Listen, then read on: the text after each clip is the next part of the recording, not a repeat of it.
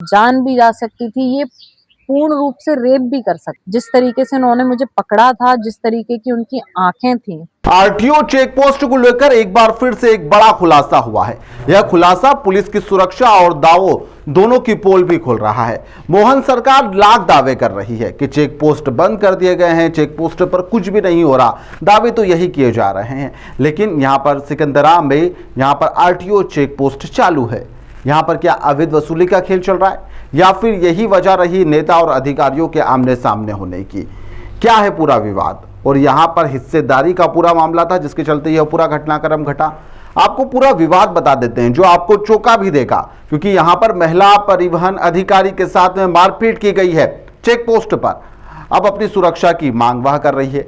ऐसे में खबर पुलिस की सुरक्षा की है कि गुंडों के आतंकी की है, माफियाओं के आतंकी की, या फिर अवैध वसूले के खेल का माजरा है? आखिरकार माजरा है क्या?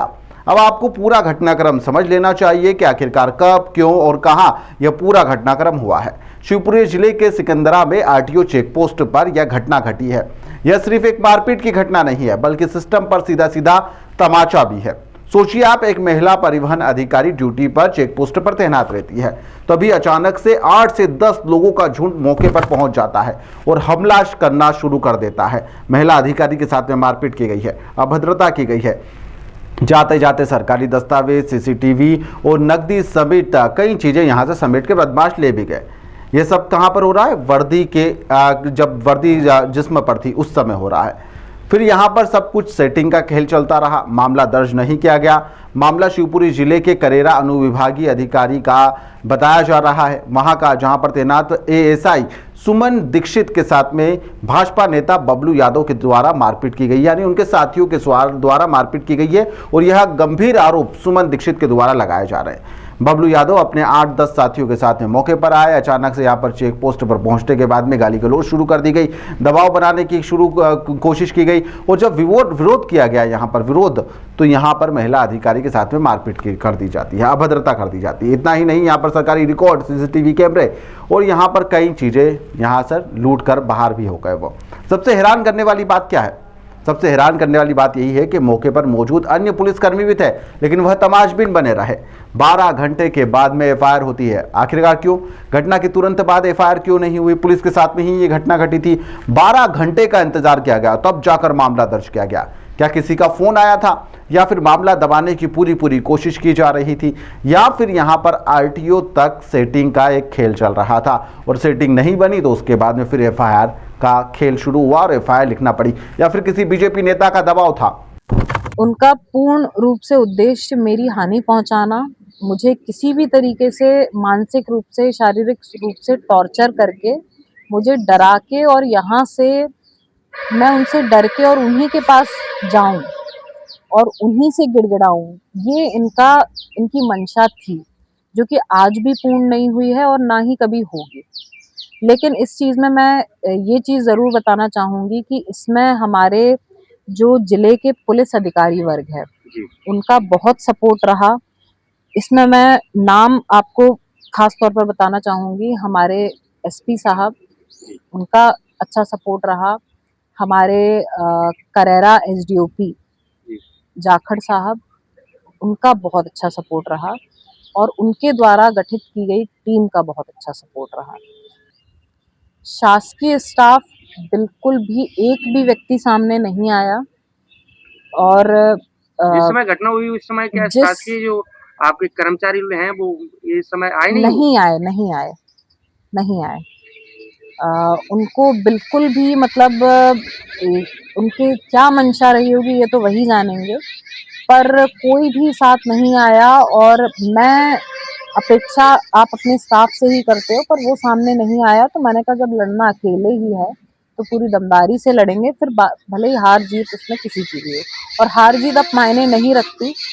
उन्होंने मुझ पर हाथ उठाया और द्वेष भावना से और इतनी घटिया नियत से, तो उस चीज को मैं उनकी जीत तो नहीं मानती। और बाकी जो आरोपी हैं उनको प्रशासन पूरी तरह से पकड़ने में लगा हुआ है, पर जीत उस दिन होगी जिस दिन जो मेन सरगना है बल्लू यादव, वो पकड़ा जाएगा, वो पेश होगा। तब वो फरार है, आसपास ही कहीं फरार है, और इनका जो अवैध निर्माण है उसका खत्म होना बहुत जरूरी है, क्योंकि इन्होंने कई लोगों के, जो कमजोर तबके के लोग हैं, उनके जमीनों पे कब्जा कर रखे हैं मेरी जानकारी के मुताबिक। बाकी शासन प्रशासन इस चीज में और छानबीन करेंगे तो उन्हें कई चीजें सामने आएंगी। और मैडम एक बात और कहना चाहूंगा, प्रशासन के द्वारा आपको भरपूर सपोर्ट दिया गया है और अपेक्षा से अधिक आपको माने सहयोग किया गया है। शासन से क्या मांग करेंगी? आप एक महिला भी हैं इस संबंधित। मैं शासन से यही मांग करूंगी कि जो इस तरीके के लोग हैं, जो भय में रखते हैं, हर कोई इनका विरोध में नहीं आ पाता, पर इस तरह के लोगों को आइडेंटिफाई किया जाए, इनके इससे पहले कि ये इस तरह की घटना करें, या और इससे बदतर घटना भी हो सकती थी, जान भी जा सकती थी, ये पूर्ण रूप से रेप भी कर सकते थे, क्योंकि वो उस तरीके के लोग थे कि उन्हें रेप करना उनके लिए कोई बड़ी बात नहीं थी। जिस तरीके से उन्होंने मुझे पकड़ा था, जिस तरीके की उनकी आंखें थी, उनकी उनकी जो भावना थी उसमें कोई वहीं पर इस पूरे मामले में आला अधिकारियों का कहना है कि शासकीय कार्य में बाधा सहित विभिन्न धाराओं में केस दर्ज कर लिया गया है। 8 आरोपियों की गिरफ्तारी कर ली गई है, बाकी की तलाश लगातार की जा रही है।